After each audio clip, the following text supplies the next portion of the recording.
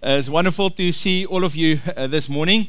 It was wonderful worship. Worship team, excellent. It was really, presence of God is here. It's just amazing. Thank you. So today I want to not give you 3 points or a little teaching or a message.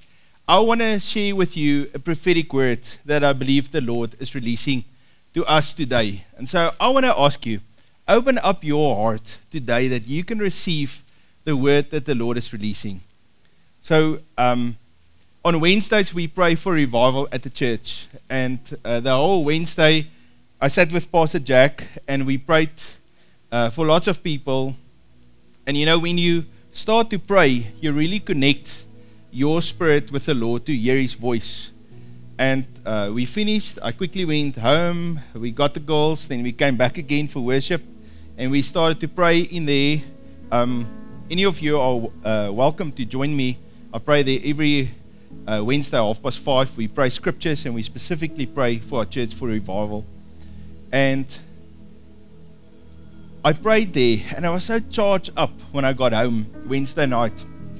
Now, I don't always sleep that well. I would like, when I was younger, I always slept like I close my eyes and I just sleep the whole night.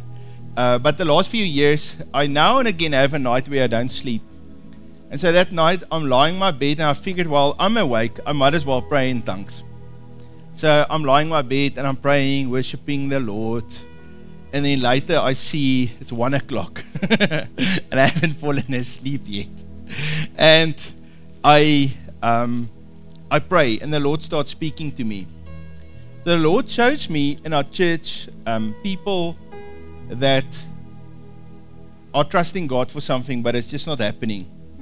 And I asked the Lord, why is this happening? And I'm praying about Generation Next, because that's really a very important task that the Lord has given to us as a church, to build a children's church. You know, our ministry at Living Word Church is about every one of you, but it's also about those young people. We got a school that's in our DNA. We can't run away from it. We have seen thousands of kids coming through our school, many of them given their lives to Jesus. And the Lord wants us to have a proper building where we can minister to these kids. And so I'm praying, and then the Lord gave me these words. He said to me, no more delay. That's the word that the Lord gave to me. I don't know who of you seen this last few days, it started to rain every once in a while. You know, that's a prophetic sign for me, and it's just in sync with what the Lord is speaking. Then the Lord reminded me, and it's a scripture, I read it years ago, because I don't always read in the book of Revelation. I like to read those first 7 letters and in the beginning, but I don't read the later parts of Revelation. It's always a grind for me to get through all of the dragons and all the things that happens there in the Revelation. But I remember at one stage there was the scripture that the Lord gave to me, and I actually prayed about it, and the Lord gave me quite a big vision about it, and the Lord reminded me about that. And so what happened, the Lord made a decree, and He had this angel. He was standing with his 1 foot on the land, and then his other foot was standing on the sea. And then this angel decreed that there shall be no more delay. Let me read you that scripture. And the Lord reminded that scripture. He reminded me of that scripture, and He said to me, that's a word for Living Word Church. Now let's read that. It's Revelation chapter 10 from verse 5. The angel whom I saw standing on the sea and on the land, his hand to heaven. Okay, so let me read it again. The angel whom I saw standing on the sea and on the land raised his hand to heaven and swore by Him who lives forever and ever, that there should be delay no longer. Okay? Can you say that with me? That there should be delay no longer. Okay, let's say it one more time. That there should be delay no longer. Okay? And this is the word that the Lord has given to me. The Lord said to me that He is going to break delay off of Living Word Church and off of us as a family. Each one of you, the Lord is going to break delay off of your life. Now, the moment I see delay, I want to ask the question, but why is there delay? What caused the delay to be there in the first place? You'll see most of the times when there's delay, it has to do with God's timing. Most of the times. Okay? God has a specific appointed time for things to happen. And so we have to come into sync with Him. If we're not in sync with Him, it's just going to feel like everything is just not, it's just not working out the way we want it to work out. We have expectations. It's unrealistic. It's not connected to what God says. But there is something that we can do to bring delay in our own lives. And that is dishonor. Okay, so let me say something about dishonor. It starts with your mom and dad. Honoring your mother and honoring your father. As you get older, then it expands a little bit. It has to do, are you honoring your wife and your children? Still your mom and dad. Are you honoring your boss where you work? What is the words that's coming out of your mouth when you talk about your boss? The good things. I hope so. What is the words that you talk about when you talk about your church or other people? People that are friends in your life. Maybe, are you honoring the leaders that God has given to you? Spiritual leaders in your life. Are you showing them honor? Right. And when we walk in dishonor, that means maybe we will say something nice, but our actions don't reflect honor. Then that opens up a door for the enemy to bring delay in our lives. Right? And so, but it's simple to deal with it.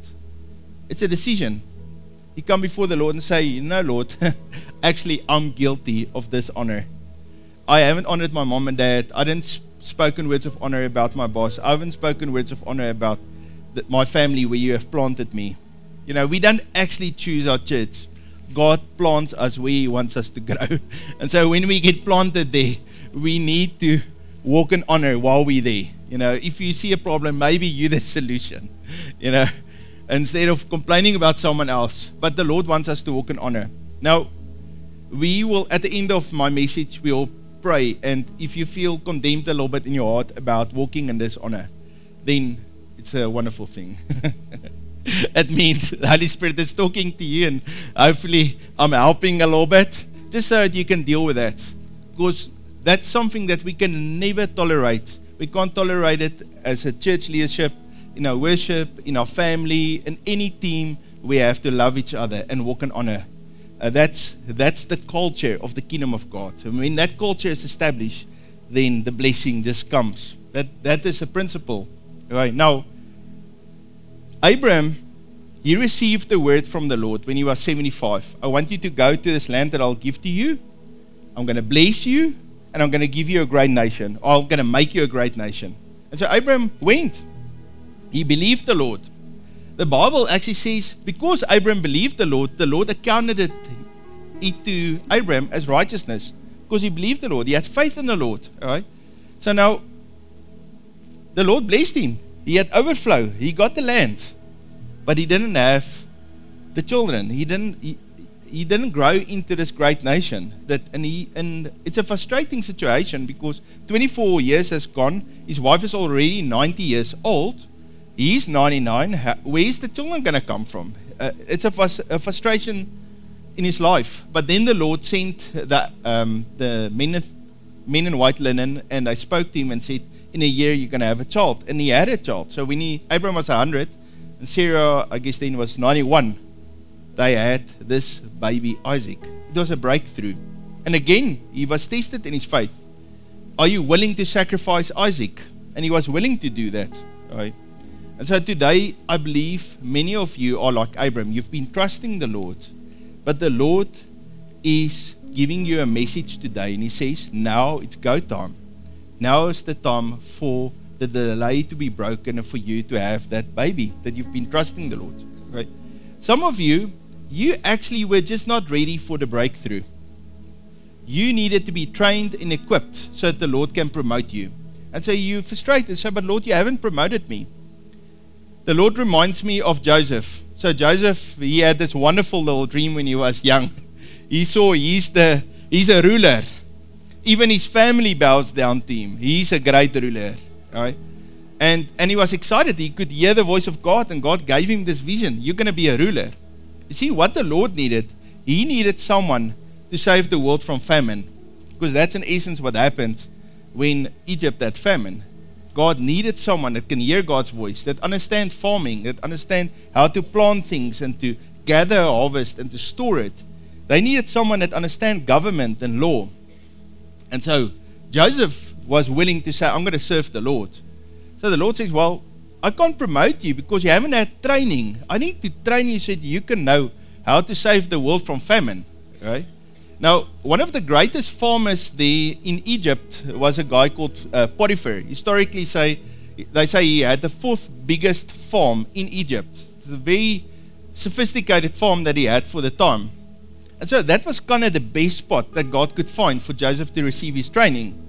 So Joseph was transferred from staying with his parents, and they were just simple shepherds with goats and sheep, and he went to work there for Potiphar as a slave. So I think Joseph thought by himself, he didn't see it happening like this, But God wanted him to get the training, and he went there and he became excellent at farming. So much so that Potiphar promoted Joseph to the point where he actually managed the whole farm. So he had massive farming experience. Great. Now the Lord says, okay, you need to learn about the law and government and the judicial system. So let's move you to that part of the schooling. So he was thrown into prison. And while he was there at prison, he excelled. And he became very good, faithful steward. And they promoted him, and he became the prison guard.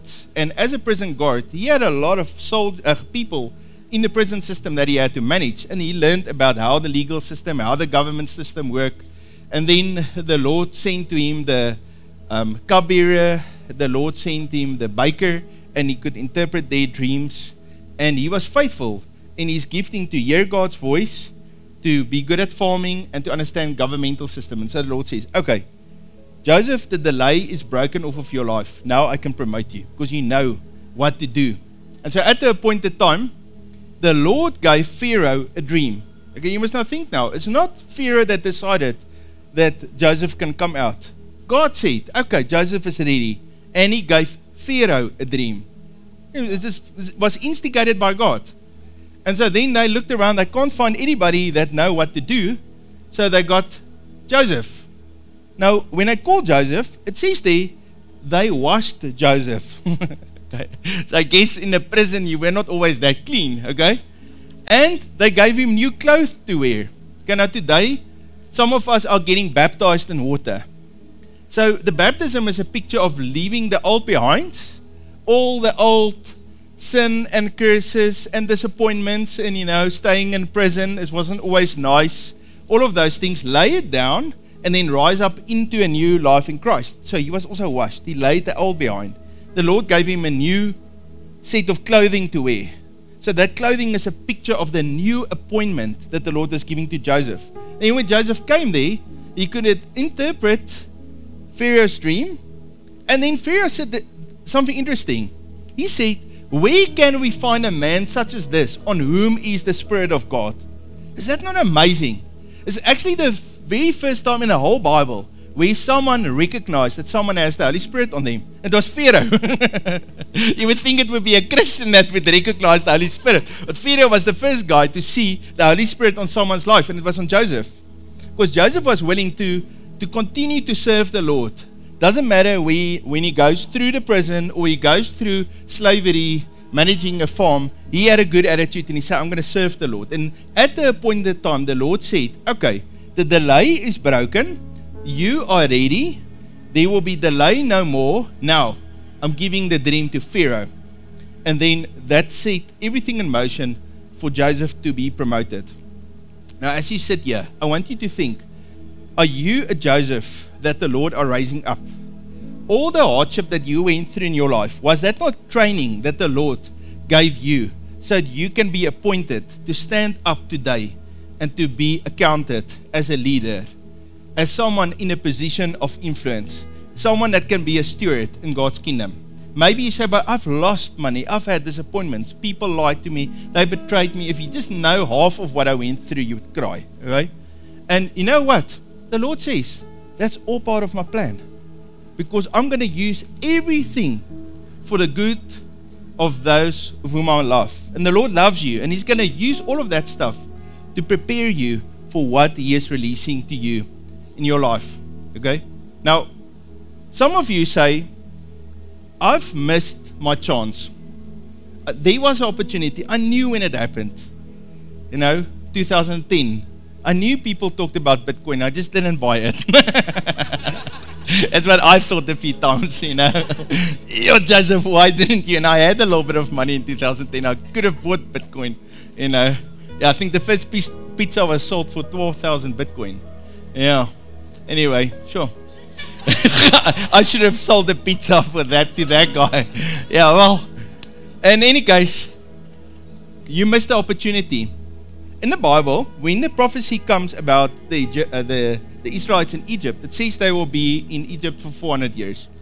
It's very clear. It's the words of the Lord, a prophecy. About 390 years with them in slavery is the day when Moses killed that Egyptian. Moses didn't really understand that he was the new deliverer.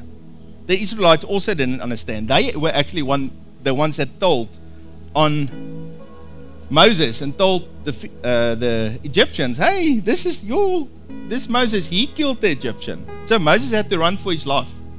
And then for 40 years, Moses was there in the wilderness. He was also about ready to give up.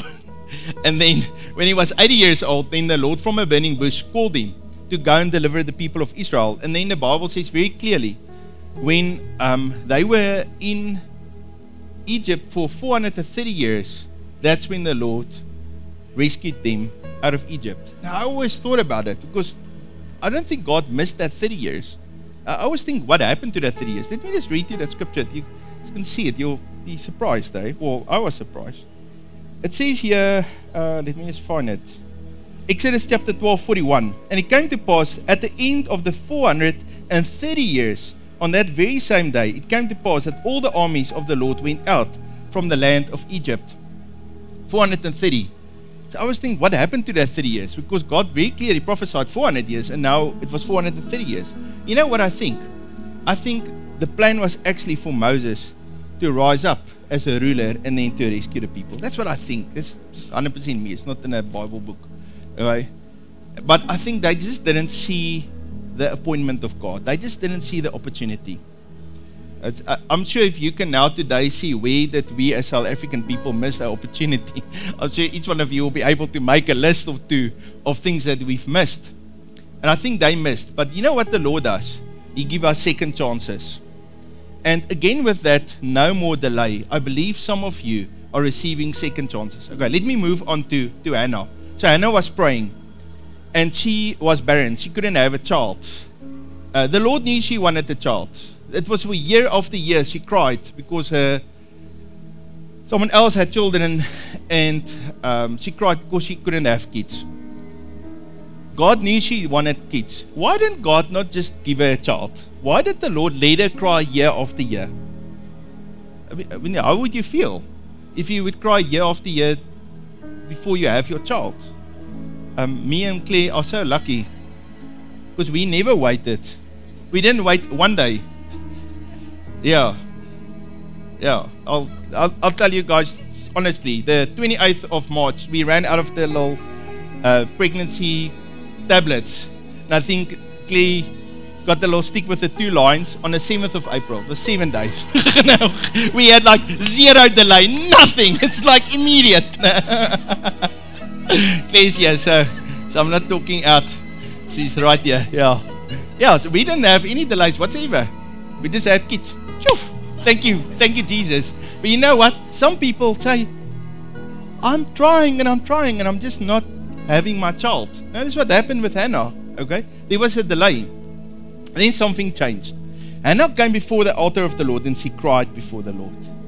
And then she said something that she never said before. She said to the Lord, Lord, if you give me a male child, I will dedicate this child to the Lord. See what the Lord wanted? He wanted a Samuel. He wanted a prophet so that the voice of God could be heard in the nation of Israel. He had a David that was being formed there in the back of where no one knows about it. And he wanted that David to be anointed by a prophet. But there was no prophets in the nation. And so for David to be able to rise up and to defeat the Goliath and the Philistines, the Lord needed a prophet, someone that could actually hear God's voice and anoint that man. And in order to have a prophet, he needed someone that said, but I'm willing to dedicate my child to the Lord. And that was Hannah did.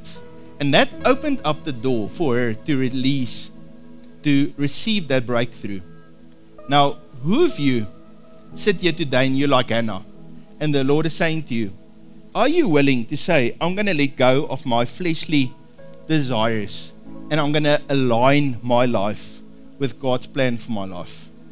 Okay, because that's what Hannah in essence did. She was willing to let go of a dream and say, Lord, I'm going to live my life for you. The child that I'm getting is not going to be able to show other people, look at how nice a child I have. This child is going to be dedicated to do God's work. Okay, I'll give one last one and then we'll pray. Okay, so we have Lazarus. You guys remember Lazarus in the Bible? Dear friend of Jesus. Okay, he's a picture of that dream that God has given to you in your life. Who of you had dreams when you were a young person? You were so excited about it, and somewhere along the line, you kind of just gave up on the dreams. It's on a piece of paper, somewhere in the dust. Maybe you threw it away when you cleaned your house, but that dream is kind of lost. It's gone. It's not going to be resurrected again. All right? But it's a dream that God gave to you. Yeah. It's interesting. I'm doing the life orientation with the kids. When they're about 10 years old, and I asked them, please write to me on a paper, what are you going to do when you're old one day? All of them can write 3 things down on a paper. When they're about 15 years old, you ask them, write what you're going to do. No one knows what they're going to do.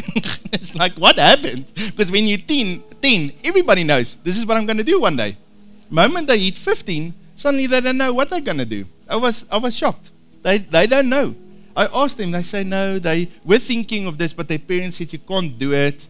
Because that opportunity doesn't exist anymore, or it's not there, or it's too expensive to study that, or, it's just as if life's realities just smash all those little dreams into dust. All right? And that's what the enemy wants to do. He wants to crush our vision. And that's in essence what happened with Mary and Martha. They were so excited, they called for Jesus, please come and pray for Lazarus. He's sick. And Jesus didn't come. Jesus didn't come. And I would also be like them, disappointed in Jesus. I mean, he's the Savior of the world and he can't even come to pray for Lazarus. And on the day when Jesus came there, Lazarus was already dead for 4 days. Jesus said to them, let's move that rock away. And then they said, no, Lord, he's already smelling. He's been in there for 4 days. This dream of mine is decomposing. It doesn't exist anymore. We can't resurrect it anymore. They're trying to convince Jesus, you can't resurrect Lazarus. All right? The scripture says there, let me read to you. John chapter 11:40. Jesus said to her, did I not say to you that if you would believe, you would see the glory of God? All right? And so then he said, Lazarus, come forth.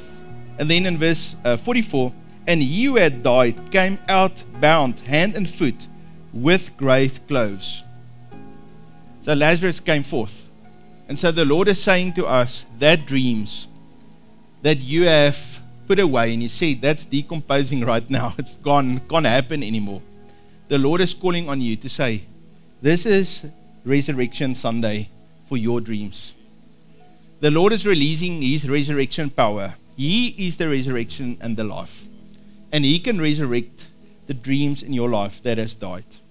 And again, the Lord is saying to us, no more delay on those things. All right? So, I want us to do a prophetic act this morning. I want us to take a step forward. Step out of your bondage and out of your brokenness and step through the breakthrough that the Lord is giving to you into this time, this season of breakthrough that the Lord has. All right? As we corporately step, you're stepping for your own life, for your family. You're also stepping for Living Word Church. The Lord is going to grow this church to the next level. So here's something interesting, Nathan. I saw a picture how the Lord showed me that Living Word Church is going to be a front runner. So, you will know what I'm talking about. A few years ago, we were figuring out how we're going to do online ministry. So we go and look online what other people do, trying to figure it out. And then we realize some really big ministries also don't really know how to do it. And so you got to find someone that kind of know how to do it, and then we use that as a template and try and see if we can improve on that. But the Lord said to me, the templates that's out there of other churches already doing stuff, a lot of them just copying each other, but they're not being led by the Holy Spirit. And so the Lord says, no, I want you to listen to me, to my voice, to be led by the Holy Spirit and to be a front runner. We're not going to copy other ministry and try to do it like they're doing it. We're going to listen to the Holy Spirit and we're going to do it the way He's doing it. All right. So that's just what the Lord is saying. So when we take that step, we're also taking a step forward. You know, some churches are seeker sensitive, but the Lord is saying to me very clearly, we need to be sensitive to the Holy Spirit. Yeah, we're going to be sensitive to God's presence in this place. And people are going to get saved. People today are not babies. They don't fall over every time you talk about the Holy Spirit. They want to see the power of God. All right. Okay. Do you want to stand up with me? Let's do a prayer. Okay. So, doesn't matter what you ask from God any time in your life, whether you want money or health or you want Him to touch someone, prayer always starts with repentance. It starts with confessing your sins before the Lord, because when we don't confess our sins, then there's always that blockage. So just where you stand there today, I know the Holy Spirit is speaking to us. If there's an area in your heart where you feel, Lord, I need to make right, it's very simple. You just say, Lord, I'm guilty. I've done it. Please wash me clean with your blood. And the Lord will do it. And then say to the Lord, Lord, I turn back to you. To repent means to turn back to the Lord. And so, Lord, today, we repent, Lord, of dishonor, of not honoring our mother and our father, not honoring you, not listening to the Holy Spirit, not being obedient, not honoring our boss or our wife or our husband or our children, or speaking ill about someone, or not showing the love of Jesus. Lord, we repent today. Lord, we confess the sin of pride. Lord, we thought we can do everything in our own power, but somehow we couldn't. And Lord, we repent, Lord, of pride. Lord, thinking we are, I don't know, just the best. And we are the best in you. But Lord, we come humbly before you today. Lord, we repent, Lord, of not believing your word. We repent of walking in rebellion today as a church. Yeah, can you say with me, Lord, I repent of rebellion? Yeah, amen. Lord, we're not going to be rebellious anymore, but Lord, we want to be like Hannah and say we're going to dedicate our lives to you. And so, Lord, we know that there is a certain time for breakthrough, and Lord, you are giving us a word today that this is the time of breakthrough. So I want you just to practice. Just take a little step forward and backwards. Just make sure there's space where you are. There's space. Okay, so take that step back. We're going to all together in one step. A step by faith. I want you to take the step, and as you step, I want you to see how you go through the doors of breakthrough that the Lord is releasing to you today. Lord, thank you that we can take this step today. We take it for ourselves, for our family, and for our church. Lord, we take that step into the breakthrough that you're releasing. You can take a step forward. Thank you, Lord. So, Lord, I pray now for each one, Lord. All delay is broken off of your life. You are filled with the anointing of the Holy Spirit today, and you rise up into a new life, into a new season that the Lord is proclaiming over your life. Lord, I bless each one. Lord, we declare revival is coming to a greater measure to Living Word Church. Yeah. Lord, thank you for breakthrough. In the name of Jesus. Amen. Awesome. Thank you very much.